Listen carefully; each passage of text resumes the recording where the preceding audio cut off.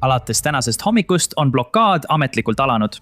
Iga laev, mis nüüd Iraani sadamasse siseneb, peab arvestama, et maailma tugevaim merevägi võib neid jälitama hakata. Ja see ei kehti ainult Hormuzi väina kohta. USA võib peatada laevu kõikides rahvusvahelistes vetes. Eile oli Trumpi avaldus selles osas üsna üldsõnaline, mida see täpselt tähendab, aga nüüd on keskväe juhatus andnud kõik üksikasjad. Vaadake ise. Blokaadi rakendatakse erapooletult kõigi riikide laevade suhtes, mis sisenevad või lahkuvad Iraani sadamatest ja rannikualadelt, sealhulgas Araabia lahe ja Omaani lahe sadamatest. CENTCOM-i jõud ei takista laevade meresõiduvabadust, mis läbivad Hormuzi väina mitte Iraani sadamatesse või sealt välja. See tähendab, et kõik tankerid, mis suunduvad lahe riikidesse või Iraaki, saavad vabalt sisse ja välja liikuda. Ainult Iraani sadamatesse suunduvad laevad peavad muretsema. Nüüd on Iraani vastus sellele blokaadile juba naeruväärne ja irooniline. Aga enne kui sellesse süveneme, vaatame, kuidas see mõjutab Iraani ja selle majandust. Sest see on tohutu probleem majandusele, mis on väga, ja ma mõtlen tõesti väga sõltuv meresubandusest. Tegelikult võib üsna lihtsalt väita, et Iraani valitsus püsib tänu meresubandusele, millest Iraan sõltub. Siin on mõned arvud, mis näitavad täpselt, mida see tähendab. Nagu näete, ekspordib Iraan iga päev umbes $270 miljonit väärtuses kaupu ja impordib umbes $160 miljonit väärtuses. Kõik see on nüüd ohus. Vaatame seda ekspordi arvu veidi lähemalt, sest see hõlmab palju enamat kui ainult toornafta. Nagu näete, sellest $270 miljonist päevas on $140 miljonit toornafta. Seega on see kindlasti valdav enamus. Aga meil on ka naftakeemiatooted, mis moodustavad märkimisväärse osa. Ja siis on meil muud tooted nagu mineraalid, teras, metallid, mis moodustavad umbes $80 miljonit päevas. See tähendab, et suur osa Iraani majandusest, mitte ainult naftamajandus, vaid ka ülejäänud majandus, jääb sisuliselt seisma, sest nad ei saa seda välja vedada. Nüüd loomulikult Iraan suudab ilmselt osa sellest kaubandusest asendada maismaateede kaudu ja nad leiavad tõenäoliselt mingisuguse lahenduse blokaadist mööda hiilimiseks. Aga neil ei ole eriti palju valikuid ja lisaks sellele vajavad nad nende alternatiivide loomiseks aega. Ja nagu me varsti näeme, ei ole Iraanil nende eksportide, eriti toornafta puhul palju aega. Need kaotused kuhhivad kiiresti. Ainult eksport moodustab umbes $8 miljardit kuus, mida Iraanil on raske eksportida. Siis on neil sama probleem ka impordiga. Eelmisel aastal importis Iraan umbes $58 miljardit väärtuses kaupu, mis teeb ligikaudu $160 miljonit päevas. Nüüd, paljud neist imporditud kaupadest olid tarbekaubad, kuid suur osa oli ka tooraine, mida Iraan importis selleks, et nad saaksid oma tehastes põhimõtteliselt asju toota. Kui tooraine sisse ei tule, jäävad tehased seisma ja siis inimestel ei ole enam töökohti. See tähendab, et majanduslik olukord Iraanis läheb palju hullemaks. Siin tahan teile meenutada, mis juhtus jaanuaris. Sest protest, millest kõik räägivad, ei alanud režiimi muutuse protestina. Need algasid, sest inimesed olid rahulolematud majanduslike probleemidega, millega nad silmitsi seisid. Nad olid rahulolematud sellega, kuidas valitsus majandust valesti juhtis. Ja just sellepärast, kui protestid algasid 30. detsembril, olid need majanduslikud protestid, mis kiiresti muutusid nõudmisteks režiimi muutmiseks. Nüüd me kõik teame, mis edasi juhtus. Režiim tappis 10 000 protestijaid, et säilitada oma võimu.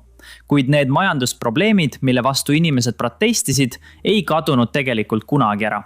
Sõjaga läksid majandusprobleemid ainult hullemaks ja nüüd on need kohe muutumas palju hullemaks. Ja tead mis veel? Iraanil ei ole tegelikult palju aega selle blokaadi probleemi lahendamiseks, sest selle probleemiga ei ole aeg nende poolel. Las ma näitan sulle, mida ma mõtlen. Vaata graafikut oma ekraanil. Näed, Iraanil on umbes 50–60 miljonit barrelit hoiustamisvõimsust, naftahoidlad, kuhu nad saavad naftat ladustada. Nüüdseks on nad sellest võimsusest juba umbes 60% ära kasutanud. See tähendab, et neil on alles vaid umbes 20 miljonit barrelit vaba mahtu. Teeme kiire arvutuse. Iraan toodab iga päev umbes 1,5 miljonit barrelit naftat.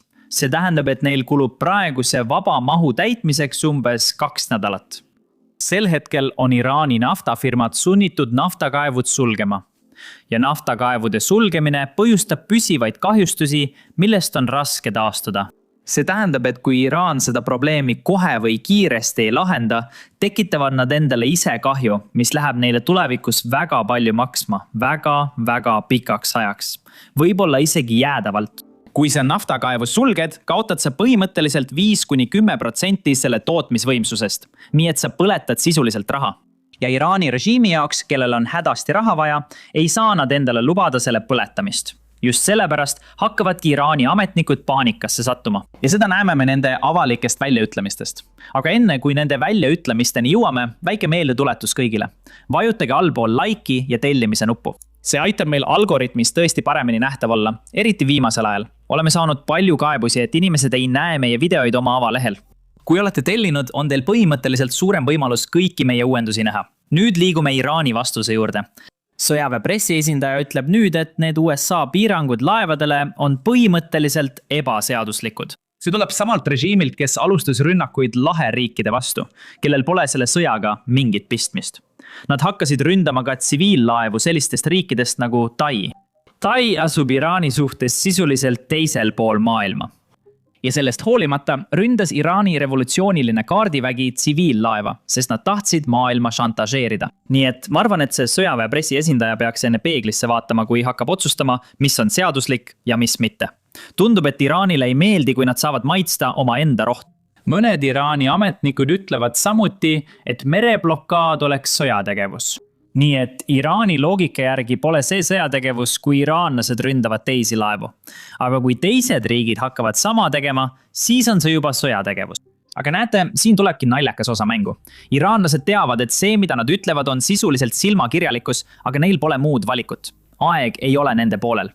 Ja kui raha sisse ei tule, teavad nad, et asjad lähevad väga halvaks. Sellepärast ei hoolinudki ma eriti silmakirjalikkusest. Nad peavad lihtsalt välja mõtlema mingi ettekäände, mis rahvusvahelise avalikkuse jaoks töötab.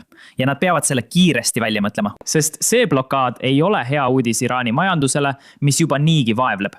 Sellepärast ähvardab Iraan nüüd ka seda sõda veelgi eskaleerida. See majandusterrorism, mida nad on rakendanud Hormuzi väinas, nad üritavad sama teha ka Bab al-Mandabi väinas. Nüüd, mõned teist võivad juba teada, et Bab al-Mandabi väin asub otse üle Hormuzi väina ja see on omal moel oluline. Esiteks, suur osa naftast, mis varem liikus läbi Hormuzi väina, mitte kogu, aga märkimisväärne osa sellest, liigub nüüd läbi Punase mere Bab al-Mandabi väina kaudu Aasia riikidesse. Lisaks sellele asub otse Punase mere kohal Suessi kanal, mida paljud Euroopa ja Aasia laevad kasutavad, et liikuda põhimõtteliselt Euroopast Aasiasse või Aasiast Euroopasse. See tähendab, et kõik probleemid Bab al-Mandabi väinas mõjutavad kogu maailma ja Houthid teavad seda. Nad proovisid seda meetodit eelmisel aastal, kuid siis pommitati neid 50 päeva järjest ja nad andsid põhimõtteliselt alla. Seega on ebatõenäoline, et Houthid proovivad sama asja uuesti teha. Kuid Iraan ähvardab, et nemad juhivad Houth'e ja võivad sundida neid seda uuesti tegema. Kuulake. Täpselt nii. Me räägime Bab al-Mandabist, mis on teine piirkond, kus iraanlased võiksid kasutada oma käsilasi Houth'e Jeemenis, et proovida rahvusvahelist laevandust blokeerida. Ja nad on ähvardanud seda teha, kui nende Hormuzi väina lähedal asuvatele sadamatele kehtestatakse blokaad. Me oleme varem näinud, kuidas Houthid on sellesse konflikti otseselt sekkunud. Ja Brian, sina ja mina oleme sellest rääkinud. See on tõsine mure, et iraanlased võivad proovida kasutada üht oma suurimat käsilast Houth'e, et tulistada rakette või lennutada droone laevade pihta Punases meres. Nüüd on sellel kõigel veel üks tahk, millele nii USA kui ka Iraan peavad mõtlema. Ja see tahk on Hiina. Näete, peaaegu kogu Iraani nafta või nafta eksport läheb Hiinasse. Ja see moodustab umbes 13% Hiina impordist. Nüüd, kui blokaad on peal, siis see Iraani nafta tõenäoliselt läbi ei pääse. See tähendab, et olukord Hiinas võib muutuda väga kriitiliseks. Vaadake seda graafikut. Hiina vaatenurgast ei ole probleemiks ainult Iraani nafta. See puudutab kogu Pärsia lahe naftat. Loomulikult tuleb suurim osa Hiina impordist Venemaalt, 20%. Seejärel on Iraan umbes 11–13%. Me ei tea täpset arvu, sest ametlikult Hiina sanktsioonide all olevat Iraani naftat ei impordi. Mitteametlikult on see number tõenäoliselt umbes 13%. Lisaks saab Hiina naftat ka Saudi Araabiast, Iraagist, Araabia Ühendemiraatidest, Omaanist, Kuveidist ja tõenäoliselt ka Bahreinist. Kõik need riigid kasutavad oma nafta eksportimiseks Hormuzi väina. See tähendab, et umbes 50% Hiina naftast sõltub Hormuzi väinast. Ja arva ära, kes sulges Hormuzi väina. see oli Iraan, see polnud Ameerika Ühendriigid. Tegelikult on isegi praegu, kui blokaad on täies jõus, USA väga avalikult öelnud, et nad sihivad ainult laevu, mis dokivad Iraani sadamates. Nad ei sihi ühtegi teist laeva, mis suundub mitte Iraani sadamatesse. See tähendab, et isegi täna ei peata USA Pärsia lahe naftavoogu Hiinasse. Seda teeb Iraan. Nüüd me teame juba nädal tagasi, et Hiina avaldas Iraanile veidi survet, et nad nõustuksid relvarahuga ja tuleksid tippkohtumisele. Läbirääkimiste tippkohtumisele Islamabadi, Pakistani. Ma arvan, et USA valitsus loodab tõenäoliselt, et Hiina avaldab Iraanile rohkem survet, et nad nõustuksid kokkuleppega, sest Hiina tõesti vajab naftat. Nad tarbivad maailmas kõige rohkem naftat, rohkem kui Ameerika Ühendriigid. Õnneks kõigi jaoks on läbirääkimised endiselt käimas. Või õigem oleks öelda, et käib dialoog. Dialoog jätkub endiselt, kuigi praegu pole veel ühtegi tulevast kohtumist planeeritud. Kuid siiski saame järjest rohkem teada, mis toimus Islamabadis nende 21 tunni jooksul, mil mõlemad pooled pidasid kinniste uste taga läbirääkimisi. Vaadake järgi. Need on USA punased juuned, mille asepresident J.D. Vance iraanlastele esitas. Neid on 6 punkti. Esiteks peab Iraan lõpetama kogu uraani rikastamise. Teiseks tuleb demonteerida kõik suuremad uraani rikastamise rajatised. Kolmandaks, kõrgelt rikastatud materjali tagasisaamine. Neljandaks, täielikult taasavatud Hormuzi väin ilma tasudeta. Viiendaks, laiem rahu, mis hõlmab piirkondlikke liitlasi. Ja kuuendaks, lõpetada selliste käsilasrühmituste nagu Hezbollah Liibanonis ja Jeemeni Houthid rahastamine. See tähendab, nagu me pühapäeval pärast kohtumise lõppu arvasime, et USA on sisuliselt loobunud igasugustest tingimustest Iraani ballistiliste rakettide programmi suhtes. Nad võivad omada nii palju rakette, kui tahavad, ma arvan. Aga siiski, ma arvan, et ma lihtsalt spekuleerisin, et USA ei jää kindlaks sellele, et Iraan peab lõpetama Hezbollah ja Houthide rahastamise. Aga tundub, et see on üks tingimustest, mille osas Ameerika Ühendriigid tegelikult üldse ei liigu. Need olid tingimused juba enne sõja algust ja need on põhimõtteliselt samad ka praegu. Me teame ka, et Ameerika Ühendriigid nõudsid sisuliselt 20 aastast pausi Iraani rikastamisprogrammides. Põhimõtteliselt 20 aastat ei tohi te midagi teha. Ja tõenäoliselt loodetakse, et kui see 20-aastane paus läbi saab, siis hakatakse jälle midagi uuesti läbi rääkima.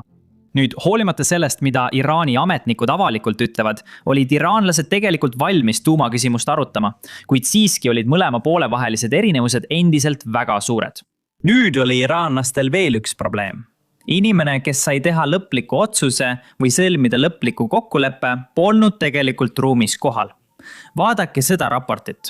Nagu näete, kinnitas J.D. Vance ise, et 21 tunnise maraton läbirääkimiste ajal helistas Vance president Trumpile umbes 50 või isegi 10 korda. Ta ei mäletanud täpset arvu. Aga iraanlased ei julgenud Iraani tagasi helistada ja küsida kas kõrgeimalt juhilt või kelleltki teiselt, kellel on tegelik võim. Nad kartsid turvariski ja seda, et mõni luureagentuur suudab kõne jälitada. See ütleb meile 2 asja. Esiteks, kuigi iraanlased tõid sellele läbirääkimiskohtumisele umbes 100 ametnikku, polnud neil tegelikult võimu ühegi kokkuleppe sõlmimiseks. Nad pidid selle tagasi viima ja siis otsustama. Ja see viib mind teise punktini. See tähendab, et on endiselt võimalus, et Iraan võib tegelikult pikaajalise kokkuleppega nõustuda pärast seda, kui nad viivad USA ettepaneku Iraani tagasi, mida nad on tõenäoliselt juba praeguseks teinud. Nad saavad seda näidata sellele, kes parajasti vastutab, olgu see siis kõrgem juht või keegi teine. Võib-olla on see IRGC komandöör Vahidi. Me ei tea täpselt, kes see mees on, kellelt iraanlased pidid heakskiidu saama. Ma arvan, et see on kõrgem juht, aga samas me ei tea kindlalt. Aga nüüd saavad nad selle ettepaneku sellele mehele näidata ja võib-olla loa saada kokkuleppe sõlmimiseks või siis vastupakkumise, millega iraanlased oleksid nõus. See tähendab, et järgmiste päevade jooksul võib meil tõesti tekkida pikaajaline rahulepe. Ainult aeg näitab, kas meil on mingeid uudiseid. Ma annan teile kindlasti teada järgmises videos. Nii et ärge unustage allpool tellimisnuppu vajutada ja kohtume järgmises videos.